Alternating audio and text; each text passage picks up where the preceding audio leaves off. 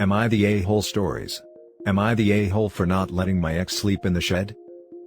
My ex and I broke up almost a week ago. We were together for 9 years. Her 2 biological kids have also lived with me for this time as well. I pay for the house and have been the sole breadwinner the majority of the time. She's got a job now that's relatively new. I told her the kids can stay as long as they want, and she can stay too until she can get her finances in order, probably a few months at least. At one point in our conversations, I mentioned that if we broke up, I wouldn't want to stay in the house because it would hurt too much, all those memories in an empty house. Well, since then I've looked at the housing market, and it's not a place I want to be right now. 2. The things she has said and done since then don't have me missing her terribly at the moment, only what we used to have, and 3. She said she won't take the girls from me, so I'd like to keep the house so they have somewhere to be when they visit. Now, she wants me to move out of my own house that I pay for in full so that I can rent it out to her, so the kids don't have to move. Alternately, she wants to live in my shed. While I wish the situation was different and the kids would never have to move and leave their home, she did break up with me and I have no legal claim over the kids, so they can't legally stay with me if she lived separately. Am I the a-hole for not moving out of my house for the kids' sake or letting my ex live in my shed? Now for the top comments. Not the a-hole. I'd get legal advice so she doesn't end up with your house. Is that a thing that is possible even if she isn't on the title, loan, and can't afford it? You don't want to chance it. Get a lawyer. An hour consult is cheaper than losing everything in a lawsuit. We don't know anything about where you live. There's common law marriage in some places which could give you problems since you were together so long. Not the a-hole also. Very true, thank you for that advice. Not the a-hole, but it is weird to have your ex in the shed. If she can afford to rent your house, she can afford a similar place nearby. That's true, she just doesn't want the kids to have to move and leave their rooms and home, which I get. But you're right, she could rent nearby and they wouldn't have to change schools or lose their friends. I think she plans to rent it on the cheap, free, and not at market rate. But also, really weird when you start dating again to have your ex in the shed. LOL, I know. I was thinking about that this morning. 'Cause I thought to myself, maybe I could take out a smaller loan and add an addition she could stay in that would offer her more space and a separate entrance and whatnot. But then I thought about the day when I have someone over and they hear her come in and I have to explain that. Now for the next story. Am I the a-hole for telling my soon-to-be ex-husband that he can't spend our money on his girlfriend? So, about a month and a half ago my 32 female husband, 37 male, texted me and told me he didn't know about us, then called later that night to say he wanted a divorce. That he wasn't happy. The very next day, he went to her, 23 female, house. And he's been there pretty much ever since. We have 3 kids, 12 male, 6 female, and 1 male. I've been a stay-at-home mom the last year and a half, to be with our youngest and because of COVID. So, this has left me scrambling, trying to wean our son, find childcare, and get a job. By myself. My ex is staying over an hour away with her. We have pretty much no savings, and he's still paying the bills here until I can find a job and childcare. Now, I've had calls back about jobs, but every daycare I have contacted is full. All of them. Not one accepting 1-year-olds. My ex is spending hundreds of dollars on this girl. He takes her out to eat, buys her things, they go to bars. Also, let me say, a month before he told me he was leaving us, we were looking at houses and planning a move. The kids and I were blindsided. We didn't fight a lot. He works 3rd shift, so the most we argued about was that he didn't spend enough time with the kids.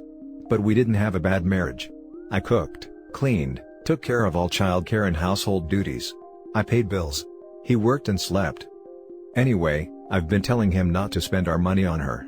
I need to be able to afford to get my son into daycare if I'm going to get a job. But now all he says is that it's his money, and I can get a job. Which I'm trying, and he's no help. I can't do anything without someone to watch my 1-year-old. But I've told him that it's our money until those papers are signed or until I can get a job. He's calling me a petty jealous a-hole, but I think he's the one being unreasonable. He practically abandoned our children. Only sees them because I lost it, because our children are having breakdowns and don't understand why he doesn't want to be with us. And was irritated I put them in therapy. Anyway, am I the a-hole for telling my ex that he can't spend our money on his new girlfriend until we're divorced or I have a job? Or am I just an entitled butt? Not the a-hole. Take bank statements from when you suspected this affair started and go see an attorney. Also bring a list of your household bills and estimated child care cost. Bring pay stubs from him too. The attorney will take it from there. Yeah, this. OP, stop worrying about your ex's feelings. Worry about keeping a roof over your kids' heads. Lawyer up. Clearly he doesn't care about her feelings. I'd like to see the update in a couple of months where he won't feel so good with his child, meaning his girlfriend. Not the a-hole, and you need a divorce attorney immediately. Don't delay another day, start looking right now. I've found one. I plan on calling Monday. I'm definitely going for child support and alimony. If you have the option, then I would call today, rather than wait the weekend. Honestly, you need someone ASAP. Very low chance you two are going to agree on how to spend money. Stop wasting your breath on this and get a lawyer. You can't afford not to get one. The lawyer can file for you to get support until the divorce is finalized. Not the a-hole, but it's a futile task to try to argue with someone who thinks it's okay to leave the rest of his family, including 3 small children, with 0 income to live on. Stop wasting your time and start fighting for your legal rights. Not the a-hole. Firstly, you should get a lawyer. Where I'm from, the main breadwinner, most times the guy, pays for both lawyers, so you should see if it's like that for you. That man is selfish and a total a-hole. Thank you. Other people keep telling me how generous he is, that he's still paying the bills right now, and I feel like it's the least he can do. He's not helping me find childcare for his kids, and I honestly don't know what to do. Edit, I just wanted to say thank you to everyone. I'm doing some more shopping for lawyers and I'm going to look into other resources. I'm not going to listen to my ex anymore. I'm going to apply for low-rent housing and food stamps until I can get on my feet. He told me not to. It's so nice to hear that I'm not the a-hole. I feel like I'm in the right, but others have been telling me otherwise. So, thank you again.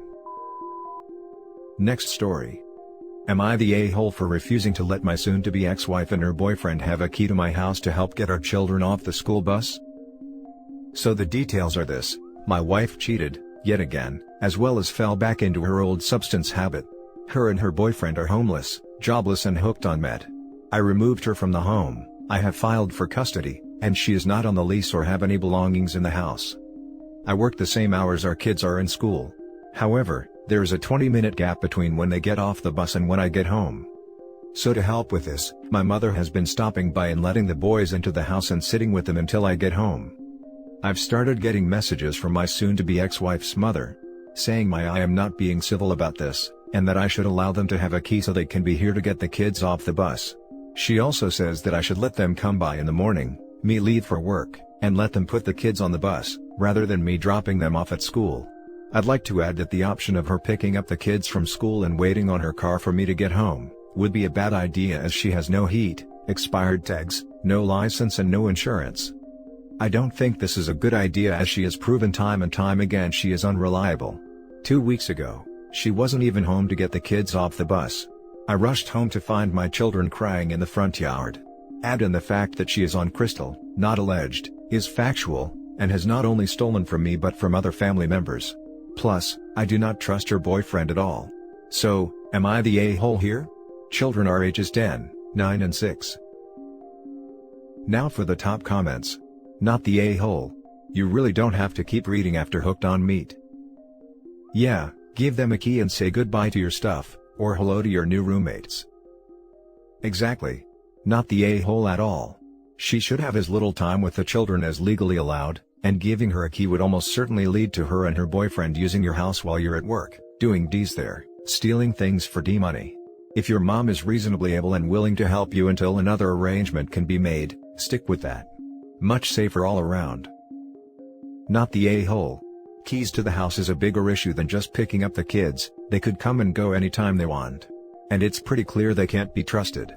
This is a big safety issue. What's to stop them from entering your home one night high on crystal?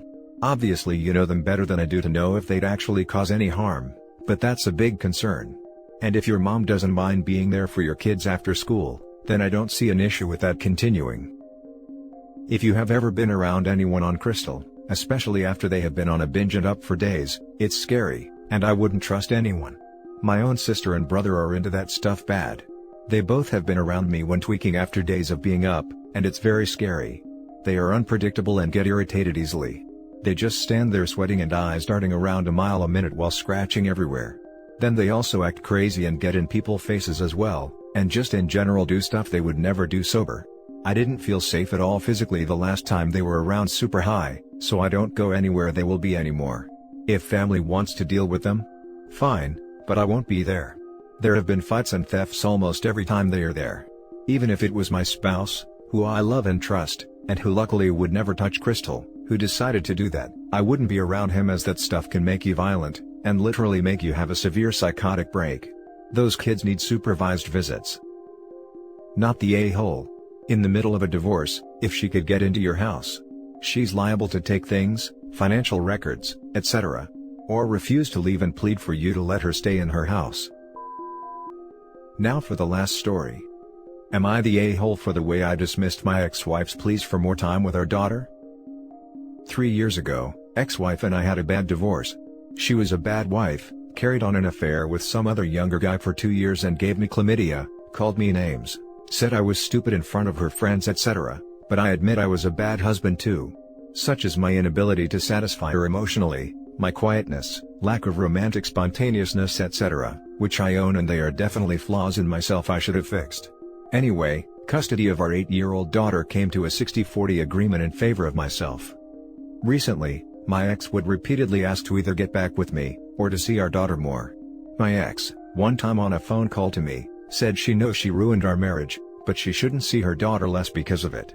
She said she missed our daughter so much and wanted to see her more, and if I'd agree to appeal to change the terms of the custody deal to 50-50 contact.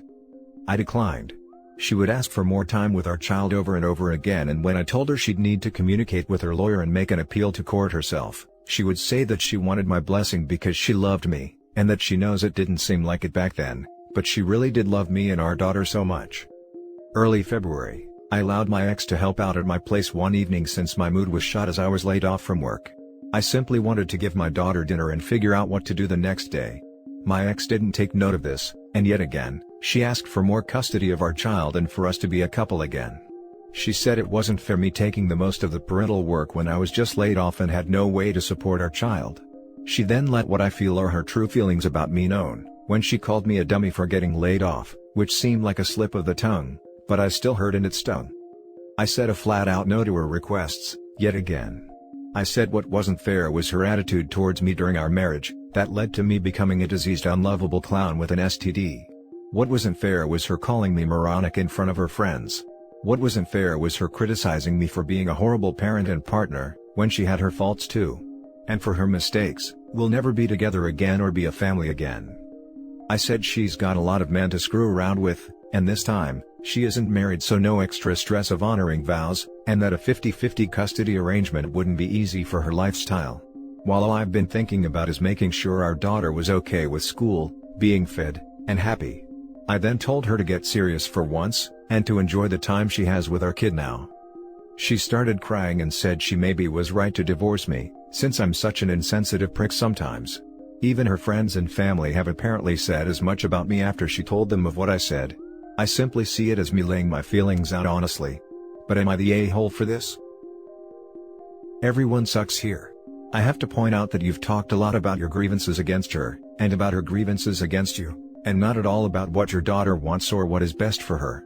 Difficult as it is, put your own hurt feelings aside and make that your focus. OP got primary custody for a reason. She is trying to manipulate him into getting more, using her daughter as leverage. Not the a-hole. She sounds toxic. Wounds take time to heal. If you're not ready to agree to give her more time with your daughter, there's nothing wrong with that. The courts were in your favor for a reason, don't forget that.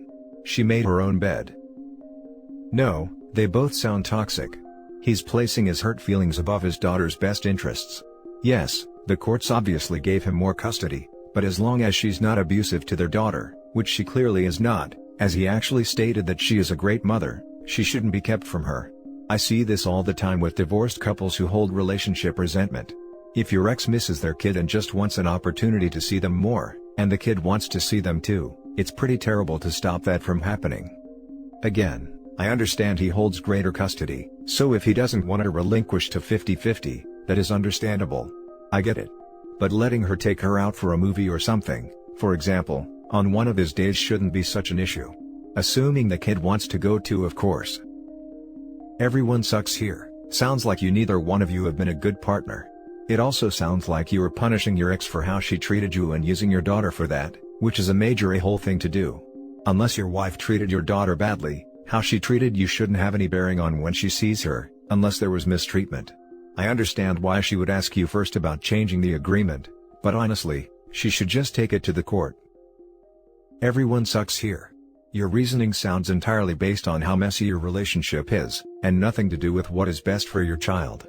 You two can have a 50-50 arrangement and still not get together. You say her lifestyle is unsuitable for this arrangement, but you haven't said how. The biggest question here is, has her situation changed since your divorce to be one that's more suitable for a 50-50 arrangement? How old is your child? And depending on their age, what do they think? You and your ex sound like a toxic mess together, and from the sounds of things, it's a good thing you got divorced. But the lingering feelings from the divorce seem to be having a significant impact on your ability to co-parent, which isn't really fair on your child. And that's it for this video, guys. If you have thoughts to share, leave a comment below. Don't forget to hit like and subscribe if you like this content. I'll catch you in the next one. Good day, everyone.